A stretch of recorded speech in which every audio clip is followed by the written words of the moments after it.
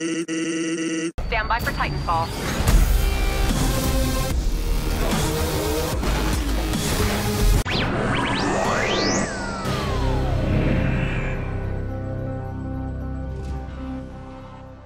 So I'm gonna start this video right here with the verdict. It's something I used to do a long time ago, and I think it's quite good, especially in these longer reviews. And this time, I think it is quite important. When I was building this, even when I was reviewing this, I didn't know in the end this was going to be gold tier. Seriously, did not know. Me, myself, is shocked. So that does mean I will mention a few things during the review because this is actually filmed after the review that don't really count so much. The main complaint I would have had with this kit before actually thinking about it was the articulation, but I was thinking of the articulation just as a robot, in a bipedal humanoid robot form. This does have two forms, it does transform into a flight mode, and I never took all the movement, all the intricacies of the transformation into account with the articulation. Because when you do consider that, the articulation is insane. Also, I will mention I absolutely despise the build of this thing. It's a real old school build, there's a lot of polycaps, a lot of ABS plastic, and the worst aspect is it's got 27 screws in it. But in the end, they do make this thing solid as a rock, which is the most important thing. So all in all, when it comes to the major factors on this, aesthetically, this thing looks phenomenal. It's one of the coolest looking Gundams I've ever seen, and it is huge. Build-wise, like I said, it is solid as a rock. As for gimmicks, there's a whole lot going on. You do get to choose the build you're going to make, the XS Gundam or the S Gundam, which to me is a bit weird. Why not make both two separate kits? But I guess it's kind of cool that you can disassemble this and reassemble it as one or the other. Lastly then, as for the accessories, they're pretty cool. The Beam Smart Gun does look a little bit dated, but it makes up for that in bulk. Besides that, we've got some nice hands, fixed posed, look great. But at the end of the day, this thing's strongest point, without a doubt, is its looks. It looks fantastic. All the renewed parts for this year, as well as the parts on the Deep Striker that have been added to the old school XS Gundam from 2003, are top notch. And its second strongest point is this thing has an awesome transformation. It looks so damn good. But anyway, let's check it out.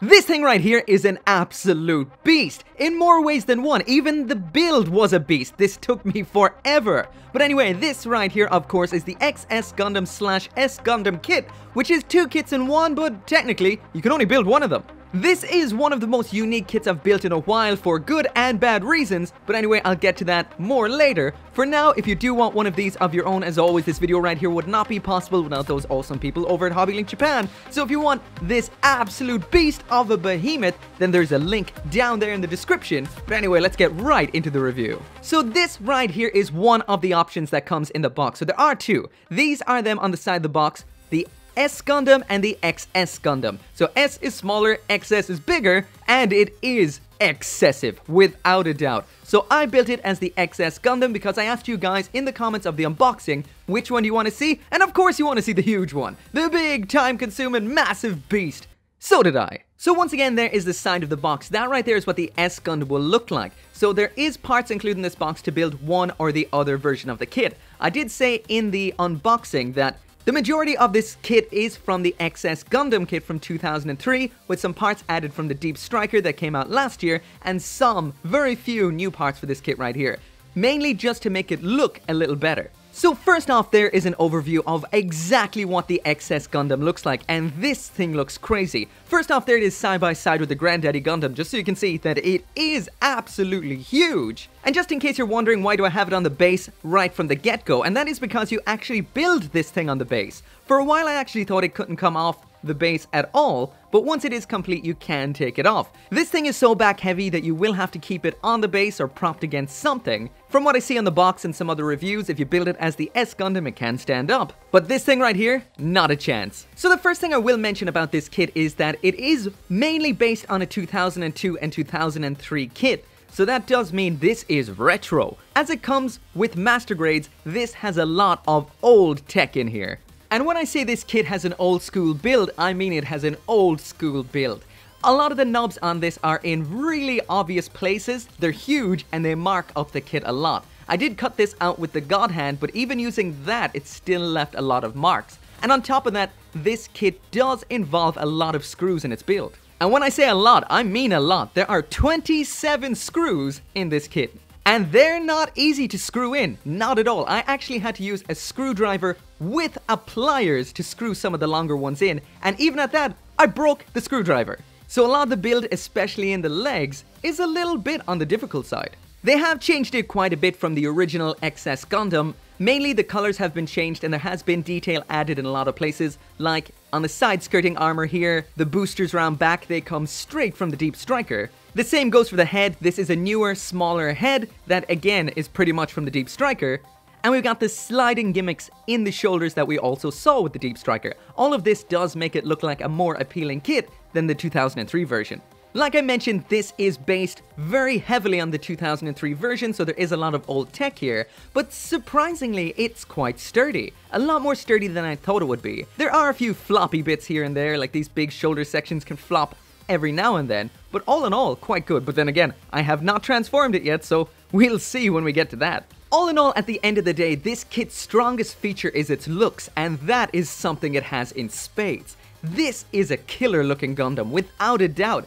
I've been tempted multiple times before just to grab the older version of the XS Gundam just because it looks so damn awesome. So in a way I am glad this came out because it is renewed in a lot of ways. Just like the Deep Striker that came out last year, this is more shelf candy rather than anything else. The articulation isn't the greatest, but it does have some, definitely more than the Deep Striker. But this is something for up on that top shelf, looking absolutely threatening and awesome. This is one big boy. And speaking of the size, it's time for some size comparisons. There it is beside a small Gundam, which is the Gundam F91, the standard size Gundam, which is your granddaddy Gundam right there, something a little bit bigger, which is the master grade new Gundam Verka, and something even bigger than that, the Sazabi. So as you can see, it is quite the hefty kit. As for the color accuracy on this thing, it is quite good. The stickers we get in here isn't anything crazy. Mainly they're just for lenses, cameras, etc, etc. These on a kit like this, an expensive, big, set piece sort of kit, I would have liked to see these in colored clear parts, not just clear parts with stickers. However, if you do stick the stickers underneath the clear parts, it does look quite good.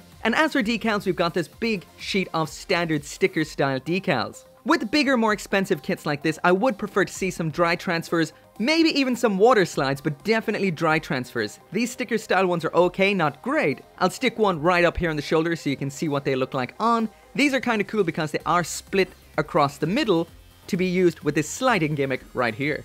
But all in all, aesthetically, this thing does look astounding. If you panel line this up, it will look even better. One crazy looking kit without a doubt.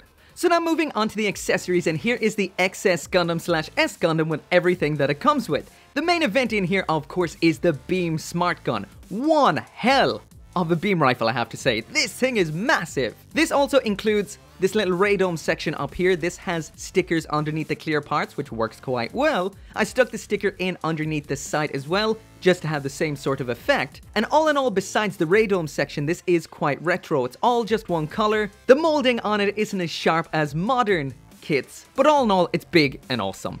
Depending on whether you build this as the S Gundam or the XS Gundam, that does affect where it attaches. On the S Gundam, it attaches into the back, but as the XS Gundam, it attaches right into the crotch. So this just attaches onto this point here. This whole arm is movable, so it can be moved out in front, moved around into the hand. And just like with the Deep Striker, because of everything going on here, the way it attaches into the hand, the way it attaches to the crotch, it can't really get into many poses. It mainly can just attach like this, slightly deviating off to the kit's left. So I was wondering why on the box they only ever showed it out in front of it, and that's probably why. Still, awesome looking weapon. Next up in here, we've got a pair of beam sabers. These are in a very nice light blue. They attach into the hands like this as normal, as you'd expect. When not in use, pop out the beam and they can attach into the inside of the knees for storage. I almost forgot to mention the hands that we get in here. So we've got those old school 3 fingers, free index finger and a thumb on a ball joint style hands, but also as well as those, they've also included some pre-posed hands. These are in fixed positions, kind of like what you'd see with a high grade, just bigger. And what we have is 2 fists, 2 widespread open hands, as well as 1 right hand for holding the Beam Smart Gun. Honestly, I have to say, I do like the fixed pose hands. They look quite good. So the last of the actual accessories for using with the XS Gundam mode are these weapons that it has that are quite unique called incoms. We've got 2 here in the knees as well as 1 up here on the head. So included in this kit are 3 wires and a bunch of little pieces that are all used for using the incoms. For example, the one up here on the head that pops out like this, stick in this little adapter like so, then using one of the wires which you have to cut to size, you can display the incom deployed. Essentially, this right here is a yo-yo that flies out of its head and shoots lasers. That is nuts. As well as that, we've got two bigger reflector incoms in the knees. Just like before, these can pop out like so, stick in this adapter, use the wire, and we also have these little sections here for bending the wires into this kind of zigzag shape, and this looks pretty cool. These reflector incoms actually bend beams. So basically any beams shot by the mobile suit, and I assume beams shot by other mobile suits, can be deflected and controlled with these. That is pretty awesome. Definitely a unique set of weapons. As for the rest of what comes in this kit, of course we get the parts for building the S Gundam. So these are the optional parts. There's not as many as you would imagine. So the difference between the S Gundam and the XS Gundam isn't a whole lot, except there's a lot more parts on the XS Gundam. So basically what's different is some parts from inside the legs, that would be the knees, the rear thrusters, these smaller thrusters which replace these huge ones on the back. The S Gundam doesn't have these parts on the sides. These side skirt cannons, it actually has this little segment here, and the beam smart gun attaches onto the other hip. And we have this G-core, which is specific to the S Gundam. So this essentially is like a core fighter with some armor on it, and we've got another one quite similar inside of the XS Gundam here. It just doesn't look as core fightery. And it is also worth mentioning because I found it quite interesting, but the S Gundam only has one pilot inside of its flyer, whereas in the G-core of the XS Gundam, there's 3 pilots. I haven't read the manga, so I have no idea why, but that's a lot of pilots. So moving on to the articulation, and first I'm gonna take off the Peen Smart Gun. There we go. Okay, so this is definitely one of those kits where there's a whole lot of building to the joints, but when it's finally put together, there's not much movement there. It's kind of that old school way a lot of old Gundam kits were. This probably could have done with a 2.0, not just this kind of rehash, but let's take a look. The head right here is just an old school ball joint, so no giggity giggity, just down, up, and a very basic side to side. The V-fin section can move back as part of the transformation, but as for the head, it is a little bit on the limited side. Moving down to the torso then, and Yep, absolutely nothing. Up the shoulder then, this section can move around. It's got a ball joint here, a pivot here, another pivot up and down right here. Here we have a full 360 twist, and the blade part of the wing can move ever so slightly down and up and off. The shoulders on this have quite the unique design. The arms themselves are not attached into the torso. They're actually attached onto the joint there. That might be a little bit hard to see. I'll brighten that up. But as you can see, they're not directly attached to the shoulder. They pivot on a joint there. So the shoulders themselves have a bit of a giggity giggity. We do have that awesome sliding gimmick in the shoulders right here. That's in. There is out. The arm and this section, intersection of the shoulder, they move together separately to this section there, as you can see. This whole shoulder part here has a lot of moving parts that are part of the transformation, so it can move up and down out of the way. This is a little bit on the floppy side sometimes, but yeah, it's pretty bad. It does kind of click into position up here, so it will stay, but nothing really outside of that click really holds. The arm can move separately to all of the shoulder right here, can rotate at that point there. Right there then is the bend at the elbow, very nice. And just like the Deep Striker, the arms are actually the best aspect of this kit, when it comes to articulation, that is. At the wrist then, it is your basic ball and socket joint, so you'd get exactly what you'd expect out of that, not a whole lot. Back to the torso now, and this does have an opening cockpit that opens from below like this. It is a little bit blocked when this armor is on it, but it still opens fully up when that is there.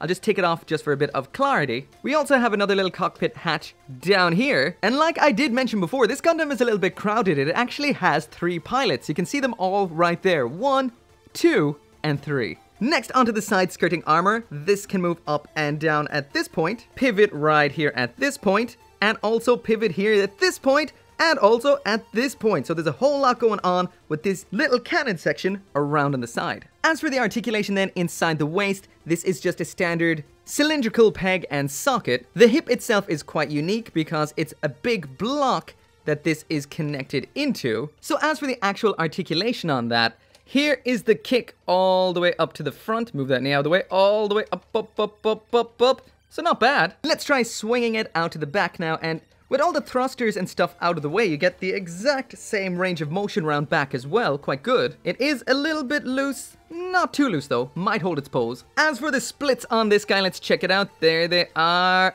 Oh, is that it?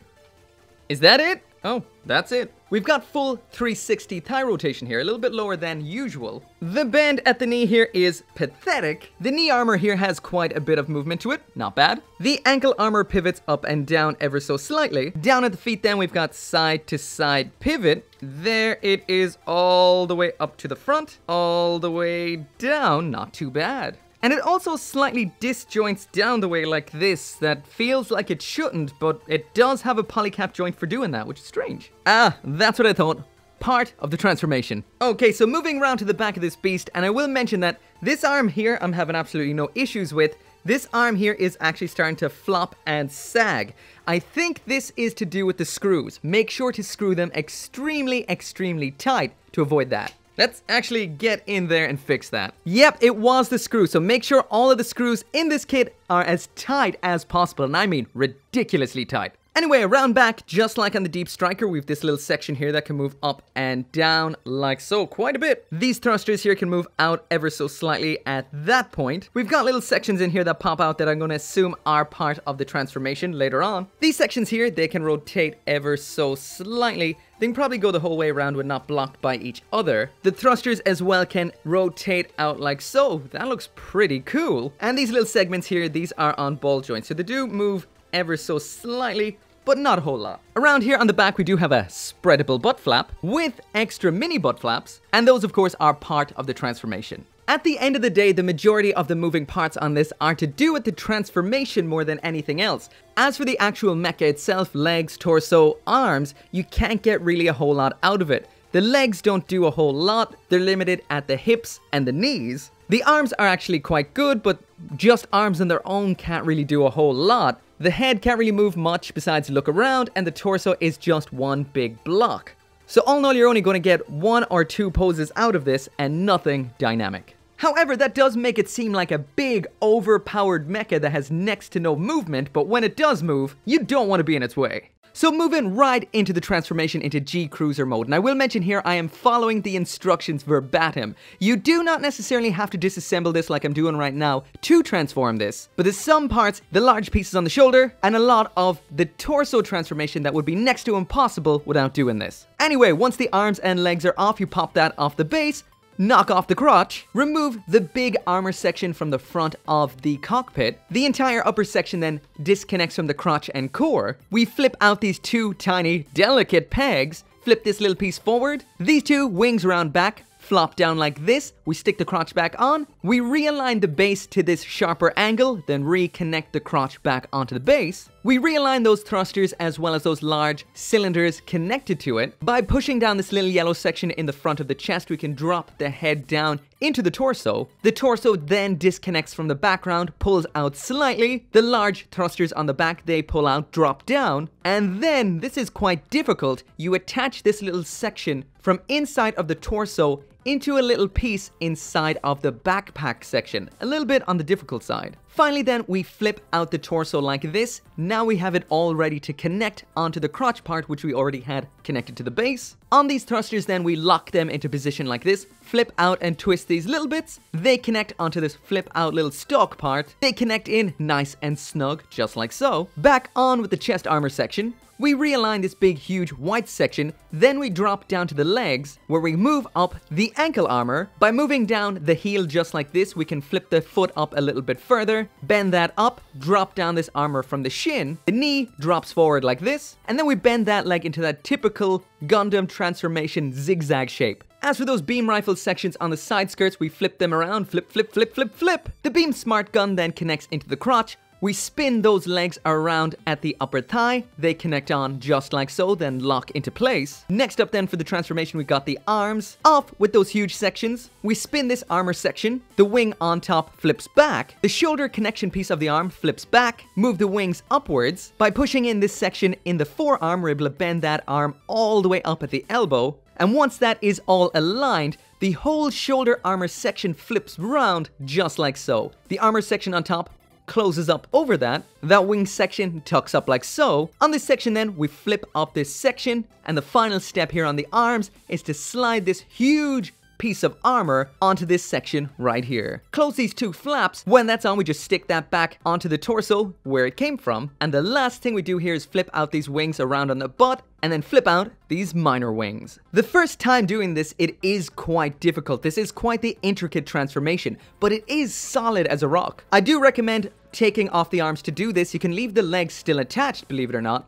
but it seems like you cannot get the shoulder armor right or flip around the thrusters on the back unless you disassemble the arms. All in all though, this is one of the biggest and most badass looking transformations I've ever seen with a Gundam. I'm shocked. I am actually impressed by this. I was not expecting to be impressed. All in all, this is one intricate, impressive transformation. It's solid and it looks fantastic. Once you actually get the hang of it, you can get it done really quick and it feels great. But anyway, that is it for the review. Once again, if you do want one of your own, you can check out that link down in the description. Make sure to come back for more Gunpla reviews, and as always, I'll see you next time.